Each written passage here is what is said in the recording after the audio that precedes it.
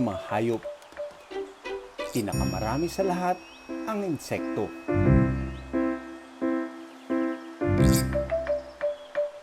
Pero kakaunti pa lang daw ang masusing pag-aaral sa mga ito. Kaya ang aming nakunan sa kabundukan ng Kalinga, may tuturing umano na pambihirang encounter.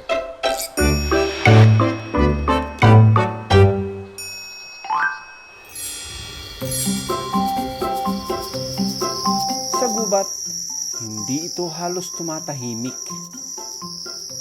Ang kanilang tunog, kaliwat kanan na maririnig.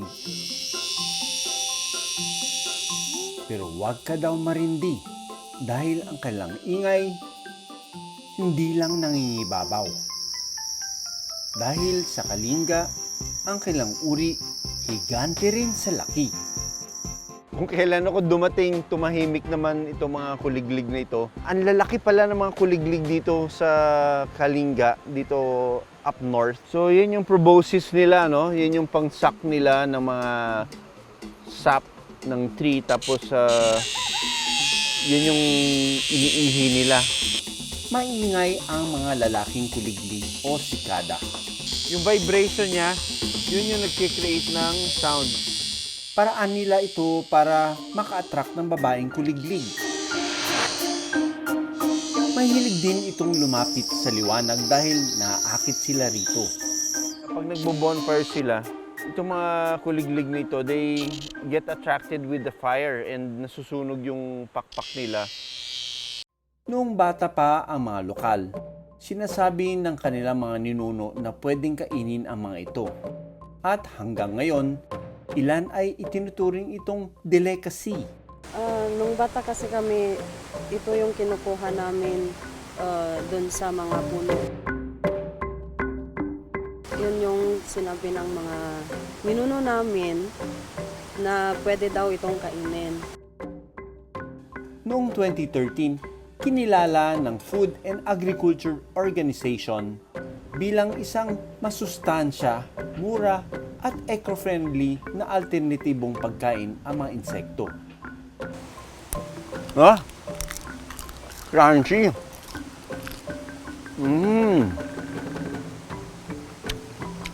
Yung flavor ng smokiness galing syempre yun sa pagluluto, no? Naabutan namin ang stick insect na ito na naglalakad. Nasa isang dangkal ang haba nito at may tila tatsulok na likuran. Espesyal daw ang insektong ito dahil kabilang ito sa genus Tisamenus. Yung genus Tisamenus ay dito lamang sa Pilipinas matatagpuan.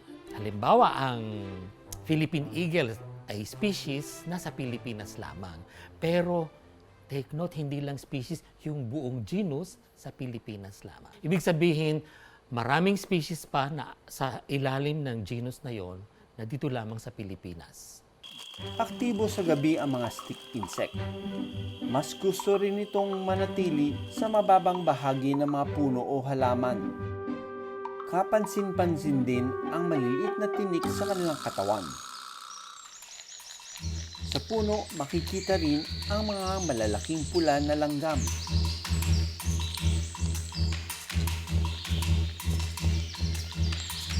Ang langgam na ito, inuunat ang kanyang paa at linilinis ang mandible o panga. Maya-maya pa, sinusubukan niyang abutin ang paa ng stick insect.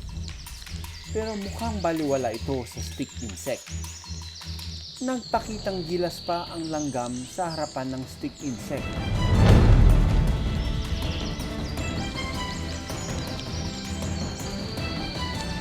Pero deadma pa rin ito. Kaya tuluyan nang umalis ang langgam.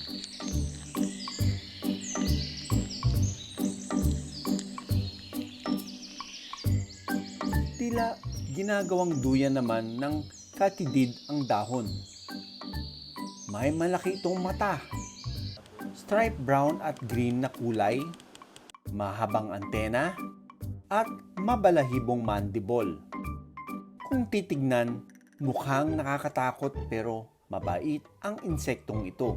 Yun yung katydid or sometimes they pronounce it katydid. Siya ay parang grasshopper na mahaba ang antena. Mas malimit sa kanila kulay green. Pero may ilang species na brown. And then yung iba naman na medyo predatory na maliliit ay striking colors talaga.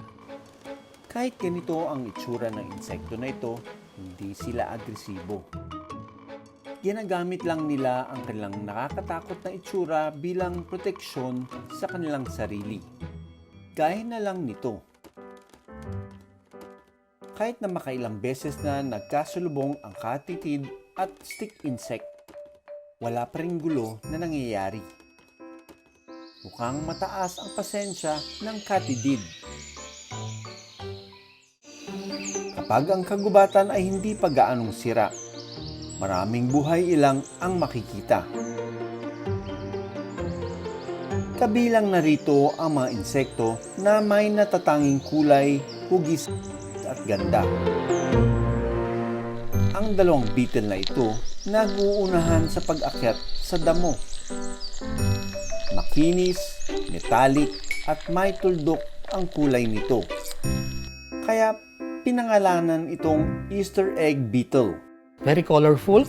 Many of them, yung Easter egg beetles ay sa Pilipinas lamang. May konting extension sa Borneo pero karamihan talaga sa Pilipinas lang. Ang taktika nila para makatakas sa mga predator, magpapanggap na patay at biglang mahuhulog mula sa kanilang kinapwestuhan. Kalimitang pares o may kasama itong kapareha. Ang darkling beetle naman, tila may hinahanap sa dahon.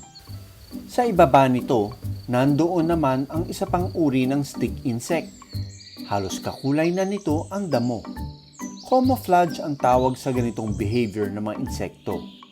Ginagaya nito ang kulay ng paligid para sa kanilang proteksyon. Ngunit, ang darkling beetle ay may mas malakas na proteksyon.